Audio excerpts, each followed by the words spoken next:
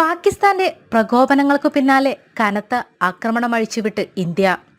ജമ്മുവിലെ ആക്രമണത്തിന് പിന്നാലെ പാക് തലസ്ഥാനത്തടക്കമാണ് ഇന്ത്യ തിരിച്ചടിച്ചത്. ഇസ്ലാമാബാദ് അടക്കം 4 സ്ഫോടനങ്ങൾ നടന്നു. പാകിസ്ഥാനിലെ പെഷവാറിലും പ്രധാനമന്ത്രി ഷഹബാസ് ഷെരീഫിന്റെ വീടിനടുത്തും സ്ഫോടനം നടന്നു. ഇസ്ലാമാബാദിലുള്ള പാക് പ്രധാനമന്ത്രിയുടെ വസതിക്ക് 20 കിലോമീറ്റർ അകലെ സ്ഫോടനം നടന്നതായാണ് റിപ്പോർട്ട്. പാക് പ്രധാനമന്ത്രിയെ സുരക്ഷിത കേന്ദ്രത്തിലേക്ക് മാറ്റിയതായും സൂചനയുണ്ട്. നാവികസേനയും പാകിസ്ഥാനെതിരെ തിരിച്ചടിച്ചതായി റിപ്പോർട്ടുണ്ട്. INS വിക്രാന്തിന്റെ നേതൃത്വത്തിലായിരുന്നു ആക്രമണം. ആക്രമണത്തിൽ കറാച്ചി തുറമുഖത്തിന് നാശനഷ്ടമുണ്ടായതായാണ് റിപ്പോർട്ട് പുറത്തുവരുന്നത്. എന്നാൽ ഇക്കാര്യം ഔദ്യോഗികമായി സ്ഥിരീകരിച്ചിട്ടില്ല. പുറത്തുവരുന്ന വാർത്തകൾ സത്യമാണെങ്കിൽ 1971 ശേഷം ആദ്യമായാണ് കറാച്ചിയിൽ ഇന്ത്യൻ നാവികസേന ആക്രമണം നടത്തുന്നത്. പാകിസ്ഥാനിലെ ലാഹോറിലും പഞ്ചാബിലും ഇസ്ലാമാബാദിലും റാവൽപിണ്ടിയിലും സിയാൽകോട്ടിലും ഇന്ത്യൻ സൈന്യം ആക്രമണം നടത്തിയതായാണ് റിപ്പോർട്ടുകൾ. പാകിസ്ഥാന്റെ മിസൈൽ പ്രതിരോധ സംവിധാനങ്ങൾ ഇന്ത്യൻ ആക്രമണത്തിൽ നിർവീര്യമായി. ഇന്ത്യൻ വ്യോമാതിർത്തി ലംഘിക്കാൻ ശ്രമിച്ച 3 പാകിസ്ഥാൻ യുദ്ധവിമാനങ്ങൾ ഇന്ത്യ വെടിവെച്ചു വീഴ്ത്തി.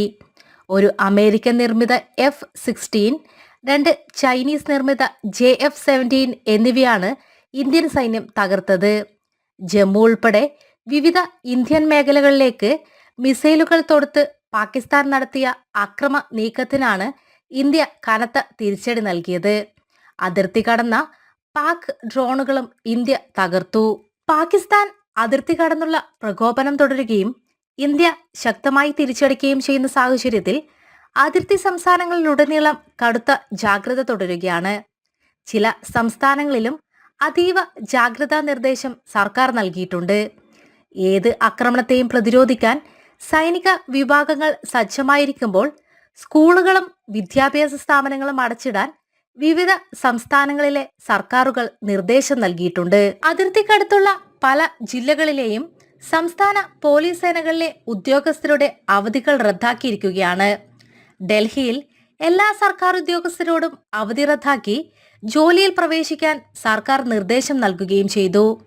ഇന്ത്യ ഗേറ്റിലേക്കുള്ള വിനോദസഞ്ചാരികളുടെ യാത്രയ്ക്ക് നിലവിൽ വിലക്ക് ഏർപ്പെടുത്തിയിട്ടുണ്ട്.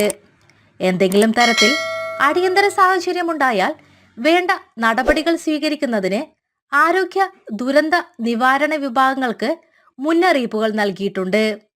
ഡൽഹിയിലെ പ്രധാന കേന്ദ്രങ്ങളിലെല്ലാം സുരക്ഷ ശക്തമാക്കി. വേണമെങ്കിൽ അധിക സേനയെ വിന്യസിക്കാനും തീരുമാനമായിട്ടുണ്ട്.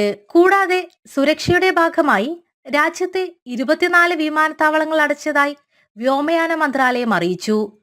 കുളു മണാലി, കിഷൻഗഡ്, ലുധിയാന എന്നീ വിമാനത്താവളങ്ങളാണ് പുതുതായി അടച്ചത്. ഇതോടെ അടച്ച വിമാനങ്ങളുടെ എണ്ണം 24 പാക് അതിർത്തിയോട് ചേർന്നവയ്ക്കു പുറമെ മറ്റു സംസ്ഥാനങ്ങളിൽ സേനാ ആവശ്യങ്ങൾക്കായി ഉപയോഗിക്കുന്ന വിമാനത്താവളങ്ങളും പട്ടികയിലുണ്ട്. ചിലത് മെയ് 10 വരെയും മറ്റുള്ളവ അനിശ്ചിതകാലത്തേക്കുമാണ് അടച്ചത്. അതേസമയം അതിർത്തിയിലെ സംഘർഷാവസ്ഥയുടെ പശ്ചാത്തലത്തിൽ അതിർത്തി സംസ്ഥാനങ്ങളിലെ കേരളീയർക്കും മലയാളി വിദ്യാർത്ഥികൾക്കും സഹായവും വിവരങ്ങളും നൽകുന്നതിനായി മുഖ്യമന്ത്രി പിണറായി വിജയന്റെ നിർദ്ദേശപ്രകാരം സെക്രട്ടേറിയറ്റിലും നോർക്കയിലും കൺട്രോൾ റൂം തുറന്നിട്ടുണ്ട്.